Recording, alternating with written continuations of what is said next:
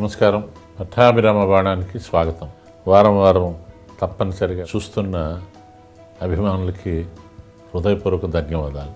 అది పెట్టిన 1 అవర్లోగా వందల్లో చూసి కామెంట్స్ పెడుతున్నారు. ఒక రోజుని ఒక 2 అవర్స్లో 2000 మంది పైగా చూశారు. ఇదేమి సినిమాలకు సంబంధించిన విషయం కాదు, లేకపోతే ఒక సెక్స్కి సంబంధించిన సంఘటన కాదు.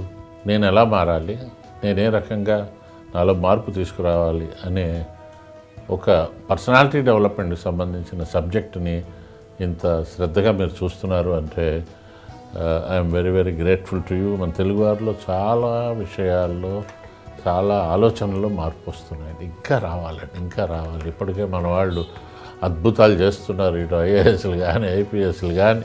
ఈ మధ్య నేను లక్ష్మీనారాయణ గారని ఐపీఎస్ మధ్య వాలంటీర్ రిటైర్మెంట్ తీసుకున్నారు. వాళ్ళ అబ్బాయికి కూడా ఐపీఎస్ వచ్చింది. కేవలం మన ఓరియంటేషన్ అండి. మనల్ని చూసి, తల్లిదండ్రులను చూసి పిల్లలు తమకు తెలియకుండా తాము మోటివేట్ అవుతూ ఉంటారు. ద బెస్ట్ ఎగ్జాంపుల్ ఆయన. సో ఈరోజు మనం మాట్లాడుకునేది చాణక్యుడి గురించి అండి. చాణక్యుడికి ఒక అహంకారంగా అనిపించే ఆత్మవిశ్వాసం ఉందండి. డెఫినెట్గా నేను చేయగలను, నా వల్ల అవుతుంది, వచ్చిన తర్వాత నేనే చేశాను అనలేదు, నేను చేశాను. అహంకారం అనగానే తెలుగు వారికి లిటరేచర్లో పరిచయం ఉన్న వాళ్ళకి గుర్తొచ్చే పేరు విశ్వనాథ సత్యనారాయణ గారండి. విశ్వనాథ సత్యనారాయణ గారు ఆయన 1000 పడగలనే బుక్ రాశారు. అది ఇంతలా బుక్ ఉంటుంది. దాన్ని పివి నరసింహారావు గారు హిందీలో ట్రాన్స్లేట్ చేశారు, సహస్రఫండ్ అని. ఆ అభినందన సభలో విశ్వనాథ సత్యనారాయణ గారిని సత్కరిస్తే ఆయన నవ్వుతూ, నేను రాసిన బుక్లో ఇది 1/4 మీరు ఇంతలావు అంటున్నారు, అది ఇంతలావు 50,000 పేజీలు రాశాను, నాకు నచ్చగా దాదాపు 3/4 చింపి పడేశాను. ఒకంత అహంకారంగా అనిపించిన ఆయన అది ఒక ఆత్మవిశ్వాసం ఆయన మాటల్లో తొంగి చూసింది. చాణక్యుడు ఏమంటాడంటే, నువ్వు చెడ్డవాడివి కాకపోయినా చెడ్డవాళ్ళ దగ్గర మరీ సున్నితంగా ఉండక్కర్లేదు. ఈవెన్ ఒక విషం లేని పాము కూడా అది విషం కక్కినట్టుగా ఒకసారి బెదిరిస్తుంది. పాము కరవదు కానీ బుసకొడుతుంది. బుసకొట్టాలి. బుసకొట్టకపోతే పిల్లలు దాన్ని రాళ్లతో కొడతారు. అదొకసారి ఇట్లా అనగానే వాళ్ళు పారిపోతారు. సో ఈరోజుని చాణక్యుడు చెప్పిన ఎమోషనల్ కంట్రోల్ ఎలా ఉండాలి, ఎమోషనల్ ఇంటెలిజెన్స్ ఎలా ఉండాలి, దాని గురించి మనం తెలుసుకుందామండి. యాక్చువల్గా ఎమోషనల్ ఇంటెలిజెన్స్ అనేది గోల్డ్మెన్ ఒక బుక్ రాయడం జరిగింది. ఆ తర్వాత చాలా పుస్తకాలు వచ్చాయండి. నిజానికి ఇవన్నీ మనం ఒకసారి జాగ్రత్తగా చూస్తే ఎప్పుడో 2000 సంవత్సరాల క్రితం చాణక్యుడు రాశాడు. ఇప్పుడు ఈరోజు ఆయన పేరు మీద ఎన్ని పుస్తకాలు ఉన్నాయంటే, కార్పొరేట్ చాణక్య మార్గంలో మేనేజ్మెంట్, అలాగే చాణక్య అండ్ మేనేజ్మెంట్, ఆర్య చాణక్య ఒక కథ రూపంలో తాడంకి వెంకటలక్ష్మీ నరసింహారావు గారు రాశారు. అలాగే మీలోని చాణక్యుడు, ఇట్లా చాలా బుక్స్ వచ్చాయి. దాదాపు ఒక 25 బుక్స్ వచ్చాయండి. నేను కూడా ఈ మధ్యనే చాణక్య తంత్రం అని యూత్కి, యంగ్ మేనేజర్స్కి పనికొచ్చే బుక్ని రాశాను. సో ఇదేమంటే మన ఎమోషన్స్ని ఎలా మేనేజ్ చేయాలి అంటే, ఈ ఈక్యూ అనేది, ఎమోషనల్ కోషెంట్ అనేది ఎప్పుడో ఉంది. ఆయన బుక్ పుల్లెల శ్రీరామచంద్రుడు గారు రాశారండి. ఎంతలా ఉంది. అందులో చదివితే మనకి నమ్మబుద్ధి అవుతుందండి. అన్ని వేల సంవత్సరాల క్రితం బిఫోర్ క్రైస్ట్ ఇంత రాశాడు, ఇంత నాలెడ్జ్, ఇంత ఫిలాసఫీ, ఆర్థిక శాస్త్రం గురించి రాశాడండి. మనం ఒకసారి మళ్ళీ మాట్లాడుకుందాం. వీటన్నిటి అడ్మినిస్ట్రేషన్ గురించి రాశాడండి. పరిపాలనా శాస్త్రం, అసలు పరిపాలన ఎలా ఉండాలి, ట్యాక్సీలు ఎలా వేయాలి, ఎవరిని చూసి ఏం నేర్చుకోవాలి, కోట ఎలా ఉండాలి, ఖజానా ఎలా ఉండాలి, రాజుగారు ఎలా ఉండాలి, రాణిగారు ఎలా ఉండాలి, మంత్రి గారు ఎలా ఉండాలి, వ్యాపారస్తులు ఎలా ఉండాలి, ఇవన్నీ చదువుతుంటే మనకి అనిపిస్తుంది అసలు ఈ మధ్యకాలం ఎవరో ఇది రాసి ఉంటారు చాణక్యుడి పేరుతో. తప్పనిసరిగా ప్రతి ఇండియన్ చదవాల్సిన బుక్ చాణక్య తంత్రం అండి. ఇప్పుడు చాలా తేలిక భాషలో కూడా వచ్చాయి. సో ఈరోజుని ఆయన చెప్పిన విషయాలను అనుసరించి ఒక ప్రశ్నాపత్రం తయారు చేశానండి. మీరందరూ ఒక పేపర్, వైట్ పేపర్ తీసుకుని అందులో 1 నుండి 10 దాకా అంకెలు వేయండి. రైట్? నేను 10 విషయాలు చెప్తాను. 10 విషయాలకి ఆన్సర్ ఉంటుంది. ఏ, బి, సి. ఏ కరెక్ట్ అంటే మీరు ఏ అని రాయండి. 1A లేకపోతే 1B లేకపోతే 1C అలా వేయండి. ఇక్కడ ఎక్కువసేపు ఆలోచించకండి, నేను అంత టైం కూడా ఇవ్వను. మీరు ఫటాఫట్ పెట్టండి, చివరిలో స్కోర్ చెప్తాను. రైట్? సిద్ధంగా ఉన్నారు కదా? కంగారు పడకండి, ఇదేం పరీక్షాపత్రం ఏం కాదు, మీ ఈక్యూ తెలుసుకోవడానికి. రైట్. క్వశ్చన్ నెంబర్ 1 అంటే ఇదే సిచ్యువేషన్లో మీకు ఆప్తులైన 2 స్నేహితులు లేదా కుటుంబ సభ్యులు ఒక విషయంపై తీవ్రంగా వాదులాడుకుంటున్నారు. మీరేం చేస్తారు? ఒక చిన్న ఇంటి విషయం మాట్లాడుకుంటున్నారు. ఏ, వారిద్దరిని ముందు వాదులాట ఆపి ఒకరినొకరు అర్థం చేసుకునేలా చేస్తారు. బి, వారిద్దరి వాదులాట అయ్యే వరకు మౌనంగా భరిస్తారు. సి, వారిద్దరితో విడివిడిగా మాట్లాడి సమస్యను పరిష్కరించే ప్రయత్నం చేస్తారు. 2, మీ స్నేహితుడు మొదలుపెట్టిన వ్యాపారంలో తీవ్రంగా నష్టం వచ్చింది, బాగా డిస్టర్బ్ అయ్యాడు, మీ దగ్గరకు వచ్చాడు, అన్న ప్లీజ్ హెల్ప్ మీ. రైట్? అక్క హెల్ప్ చేయండి. మీరేం చేస్తారు? ఏ, జరిగిన దాన్ని తాత్కాలికంగా పక్కన పెట్టి మళ్ళీ కొత్తగా ప్రారంభించమని చెప్తారు. బి, నువ్వు చేతులారా చేసుకున్నావు, అనుభవించు అని సలహా ఇవ్వడానికి నిరాకరిస్తారు. సి, చేసిన వ్యాపారంలో జరిగిన లోటుపాట్లు గుర్తించి మళ్ళీ అవి జరగకుండా జాగ్రత్తలు తీసుకోమని చెప్తారు. 3, మీకు ఇష్టం లేని పనిని చేయమని మీ వాళ్ళు చెప్పారు. అది మీ ఇంట్లో వాళ్ళ, మీ ఆఫీస్ వాళ్ళ, మీ బ్యాచ్. ఏ, చెయ్యకూడదని నిర్ణయించుకున్నారు. బి, ఆఖరి నిమిషం వరకు చేస్తున్నట్టు నటిస్తారు. సి, దానివల్ల పెద్దగా నష్టం లేదు కాబట్టి ప్రణాళిక వేసుకుని పూర్తి చేస్తారు. 4, మీ కుటుంబ సభ్యులు ఒకరితో మీకు తీవ్రమైన మనస్పర్ధలు వచ్చాయి, మీరేం చేస్తారు? ఏ, వారిని వీలైనంత దూరంగా పెడతారు. బి, తప్పదు కాబట్టి కలిసి ఉంటారు కానీ మనసు ఉండదు.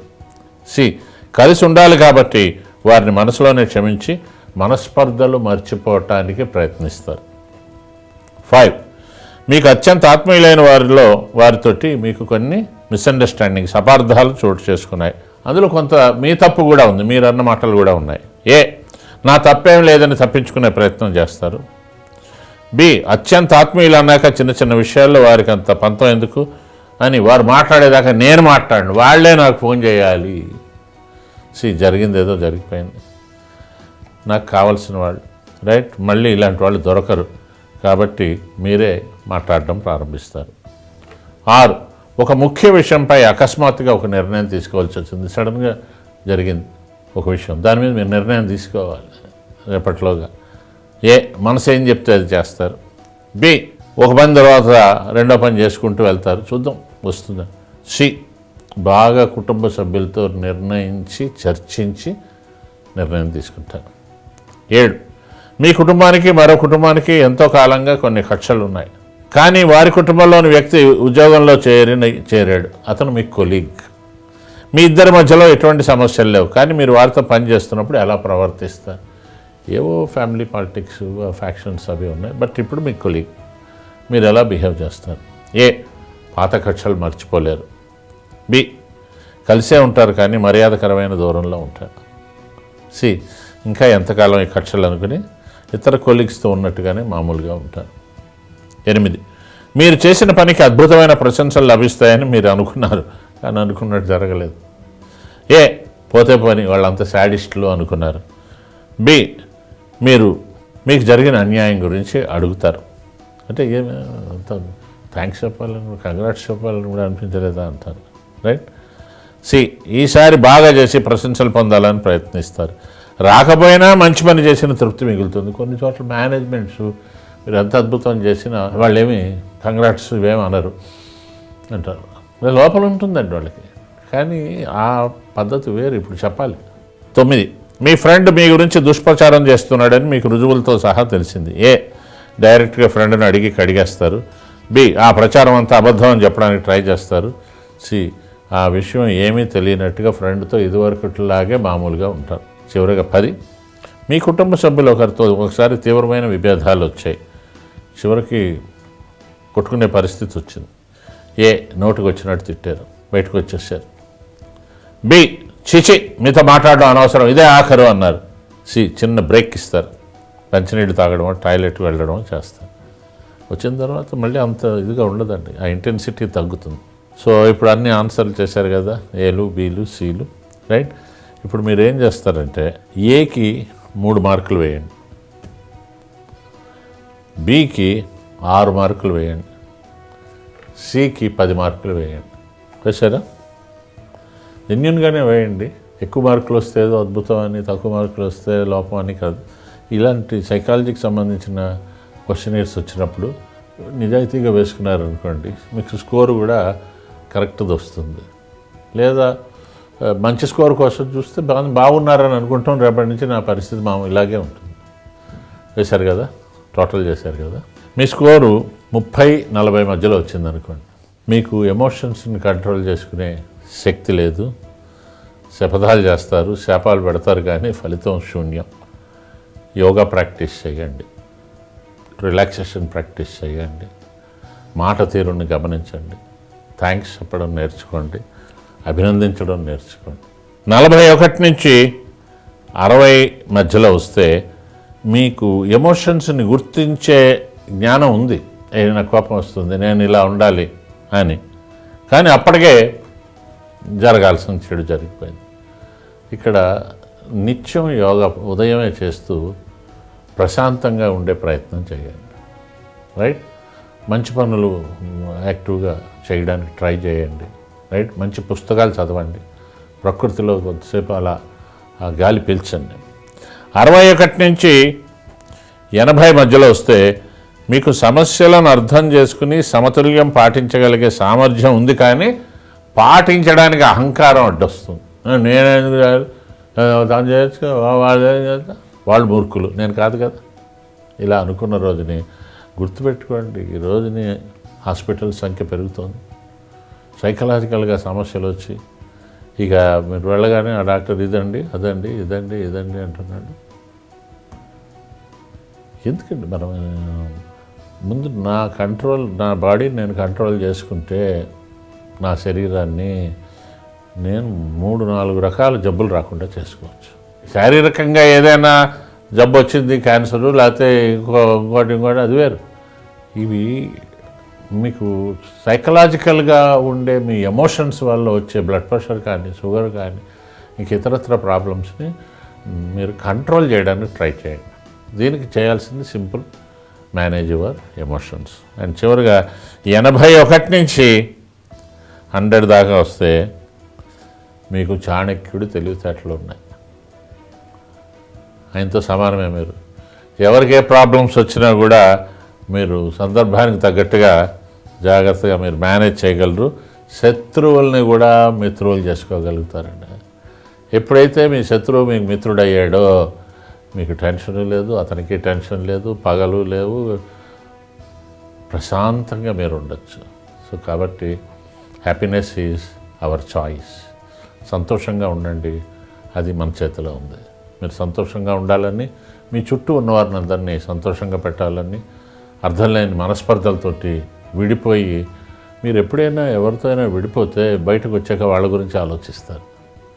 Why do waste your time thinking about that person?